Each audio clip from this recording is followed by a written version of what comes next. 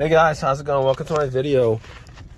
Alright, so I want to give you guys an update on a situation that I had recently, like a couple days ago, and it's going to be a quick fix if you guys have this situation yourselves.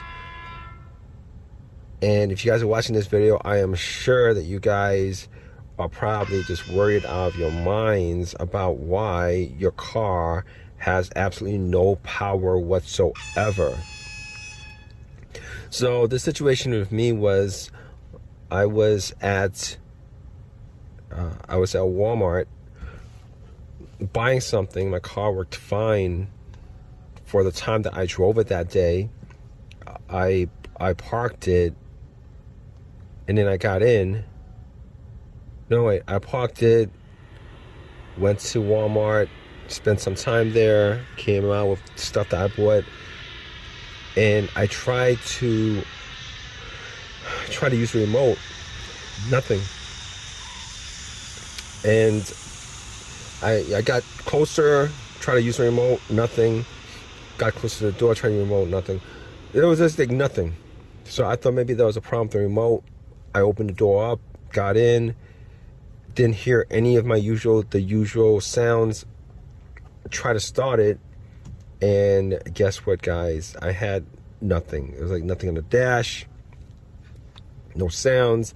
It was completely dead, like completely dead. I've had this situation before.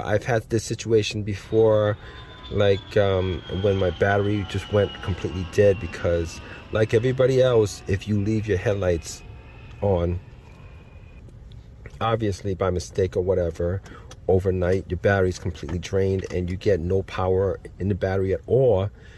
And this situation was just like that situation. So I assumed that it was the battery, because I haven't changed the battery on this vehicle.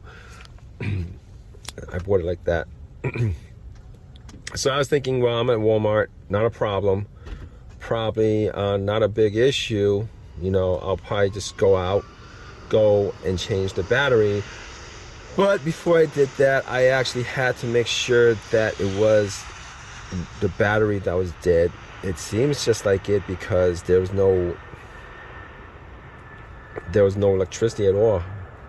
So I was looking at the battery and just trying to figure out whether I saw anything that was noticeable, that was different. And I did notice that the terminals were a bit loose. I could actually turn it, and I actually did turn it, came back in my car and tried to start it, wiggled it, both of them, the positive and negative, tried to start it, and still had the same issue where it just had no power whatsoever.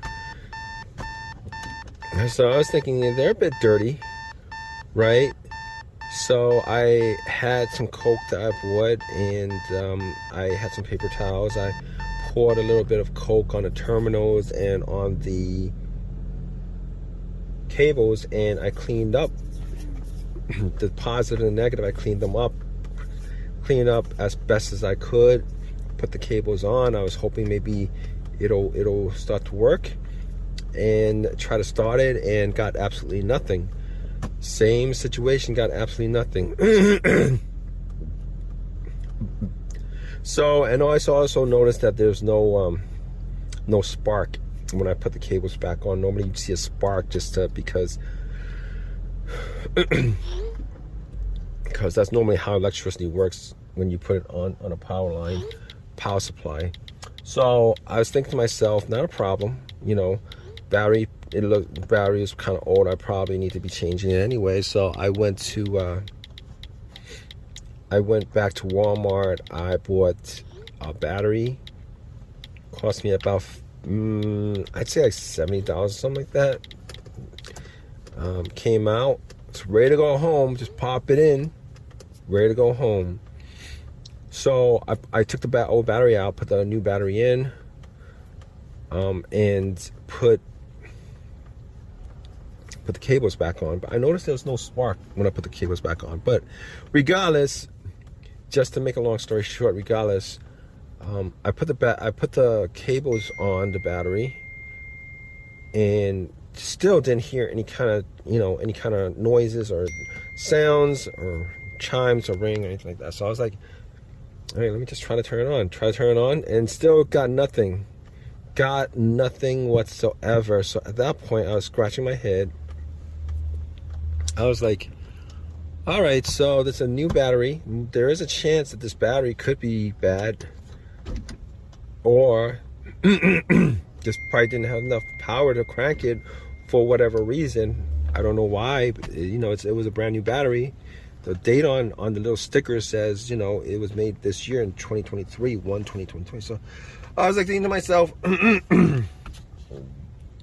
okay, so, so I'm at Walmart, and I'm like, I gotta test out the battery.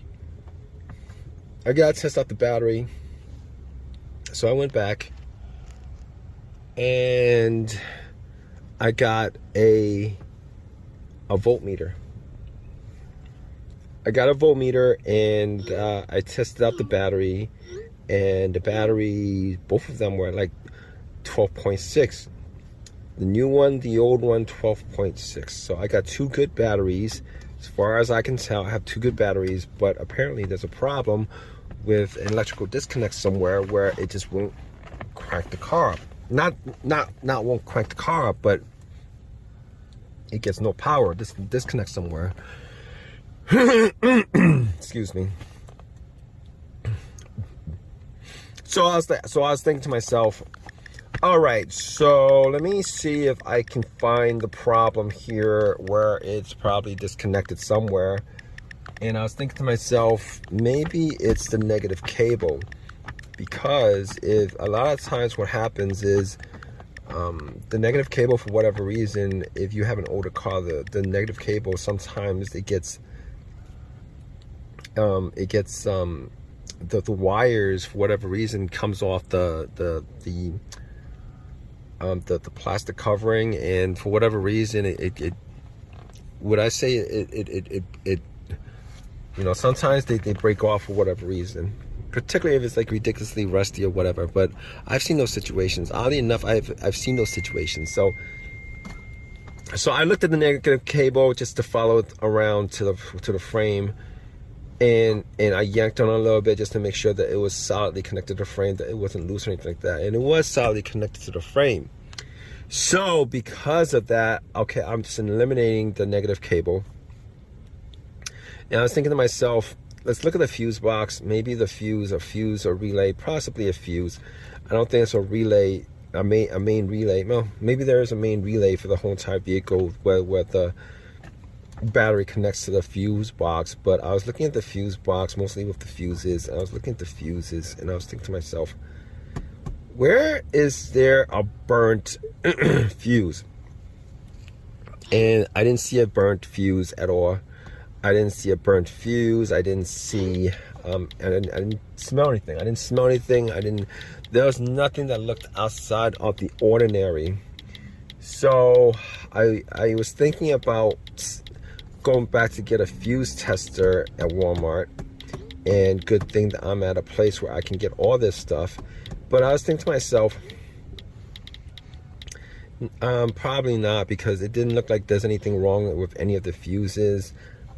Now, I can't be 100% sure, probably like 99% sure there was nothing wrong with the fuses. And I was like, what else could be the problem? And then I was looking at the terminals, and then it dawned on me that there was a big block of the deposit terminal had a huge block on it. Like, it's a huge it's a block. And I'm looking at the plastic windows to these little connections, and I noticed that one of them actually looked like they were burnt. And then I actually took a screwdriver and I took the window off, the little opening off, the plastic window. I took the little mini plastic window off, and I noticed that there was a disconnect. It was burnt out, and then there was a disconnect. So it occurred to me that this whole entire situation probably could have been a result of this fusible link that's probably causing all the problems. So I actually took a screwdriver and I actually popped the screwdriver into to make that connection where it was broken off. And then once I did it, I actually heard noises. I heard like sounds coming. I heard sounds. So at that point, I knew that it was the fusible link that was the problem. So, so here's what I did actually. Funny enough, I had, I was looking for something that could actually connect, that I could stabilize into that link so that I could actually try the AutoZone to get it, because the nearest AutoZone was a couple miles away. I didn't want to walk.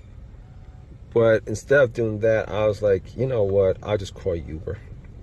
I'll just get a Uber. And that's what I did. I actually got a Uber. Got to that AutoZone. Unfortunately, I didn't call them first. I didn't call them first to ask them whether they had the fusible link, and I didn't have that. So unfortunately, I had to go to, you know, at that point, obviously, I was calling other places to see whether they had it in stock. And there was another AutoZone that had it in stock. Obviously, I had to Uber to there.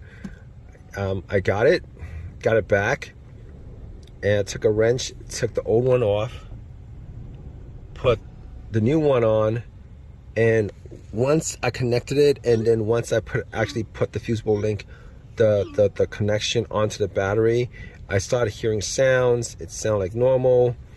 And anyway, long story short, after that's done, I was able to turn the car on. It works fine.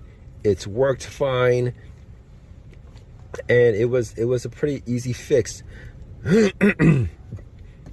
I actually ended up keeping the Walmart battery because the car actually needed a new battery anyway. The old one was a couple years old, even though it read good. Got a 5. I went back into Walmart. I think they have like a $5. They give you like a $5 credit for the battery and something like that. But anyway, just to make this long story short, it's I got that fixed, and that was the fix for it. And if you guys are in this situation where you guys are getting no power whatsoever, and you guys go through all the steps trying to figure out what the problem is, and and you guys still couldn't figure it out, it's probably your fusible link. You guys should probably like change it. If you guys have any of your own personal experiences with this, definitely leave a comment in the comment section. Definitely subscribe, and give me a thumbs up, all that good stuff, right guys? Take care.